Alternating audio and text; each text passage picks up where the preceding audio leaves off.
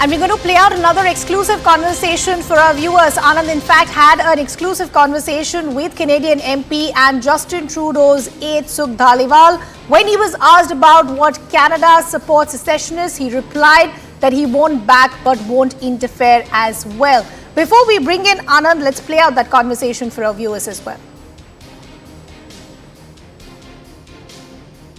Do you support Canadian soil being used to advocate the secession or balkanization of another democracy, another country?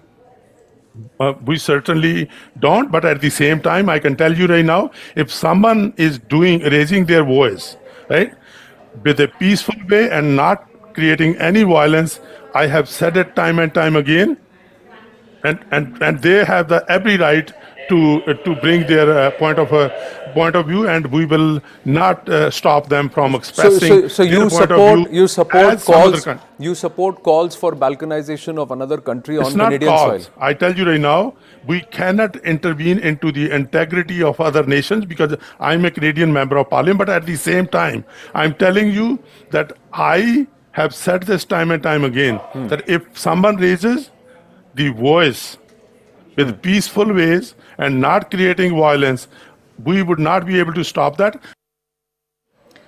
And we'll continue to play out excerpts of that exclusive conversation right through the day here on CNN News 18. But let's continue the conversation with Anand. Anand, that's a very convenient position to take, that we won't back them, but we won't interfere either. Remember, it's been almost 10 days since those first allegations were made by Justin Trudeau. And since then, no credible proof really has been put out. Nearly 5 months, Ridhima, since Hardeep Nijjar's murder, and the Canadian authorities have not even filed an FIR or filed a charge sheet.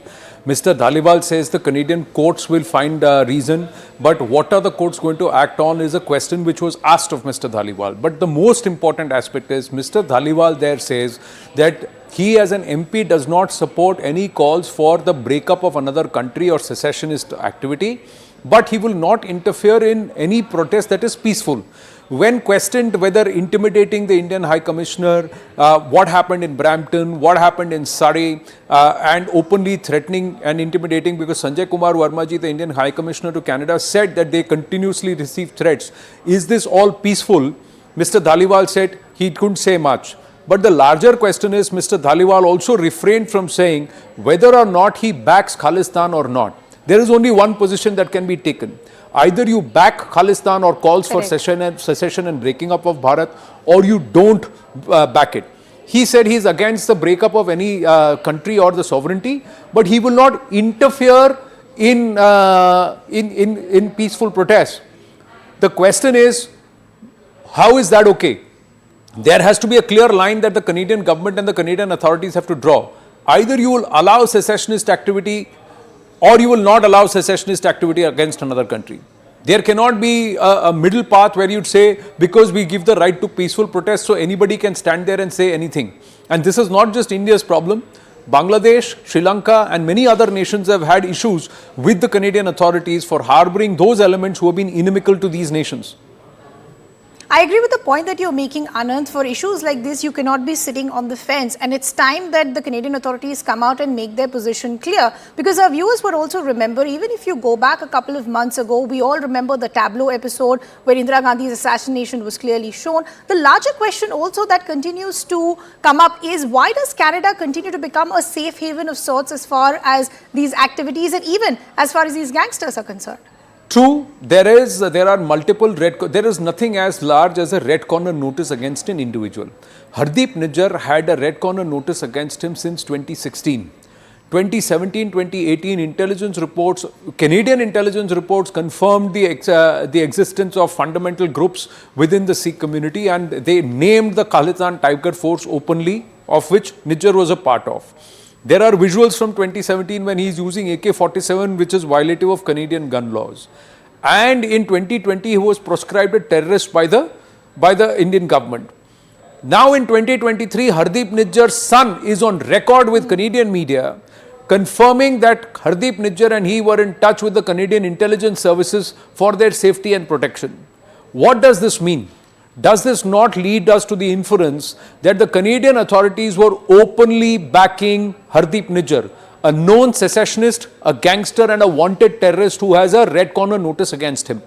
This question, Mr. Sukh Dhaliwal was not able to answer convincingly. Anand, it's not just Hardeep Singh Nijjar, as you were rightly pointing out. Even if you go back to previous episodes, let's take the case of Ripudaman. At that time, the allegation was that Hardeep Singh Nijjar had something to do with his killing. Then you had the case of Hardeep Singh Nijjar. There are multiple cases of what really has been happening on Canadian soil, but we haven't got an explanation. Is it just the Justin Trudeau administration or authorities wanting to turn a blind eye as far as vote bank politics is concerned? Wei Hu, a Chinese national under Operation Fox Hunt allegedly, has been neutralized on Canadian soil. Was he not a Canadian citizen? Karima Baloch, was she not a Canadian citizen? Ripudaman Malik, Sukhdul Duneke, and Hardeep Nijjar. So 5 cases in the last 2 to 3 years itself, for which the Canadian authorities till date have not given a convincing answer. Karima Baloch's murder was even deemed as a non-criminal act, despite clear evidences of murder, and no eyewitnesses were actually questioned. Lot of loopholes, lot of reasons why actions on Canadian soil and actions by Canadian authorities, successive governments, last 8 years it's been under Mr. Justin Trudeau and its leadership. The questions are, what is happening in Canada? Is Canada now turning into a safe terror haven? Yeah. Anand, also I want to understand, as far as the allegation that was first made by Justin Trudeau that India possibly has some links as far as the death of Hardeep Singh Nijjar is concerned, post that we haven't gotten a clear either a defense coming in that this is the evidence and we're putting it out, we're basing these allegations on these evidence. Neither has there been a taking back of that remark. So where do we see Canada's position today? Mr. Sukh Dhaliwal went to the extent to say that credible evidence has been shown. And we had to correct here during the interview, correct Mr. Dhaliwal to say only credible reasons or credible allegations have been cited. No evidence has been so far forthcoming. We also cited to Mr. Dhaliwal and we asked him, Mr. Dhaliwal, is there an FIR? Have the police filed an investigation report and a charge sheet? He said, he told us that the Canadian courts will take care. I said the courts have to go by what police action has been taken 5 months into Mr. Nijjar's death. Have the pictures of the suspects been put out? Have they been named? Despite only a claim that it is Indian agents has come forth. Mr. Dhaliwal said that this matter has been raised with the Indian government. We said that has the Indian government not said please present credible evidence? Yeah. Mr. Dhaliwal was not able to answer this question. He said when the time comes we will produce the evidence. Now we don't know what kind of mahurat they are looking for, but the fact is it's 5 months since Nijjar's murder, not a single shred of evidence has been forthcoming. Okay. Unfortunately, Anand, we will have to leave that conversation there. Appreciate you joining us with all those details. As we pointed out, we'll continue to get you excerpts of that exclusive conversation right through the day.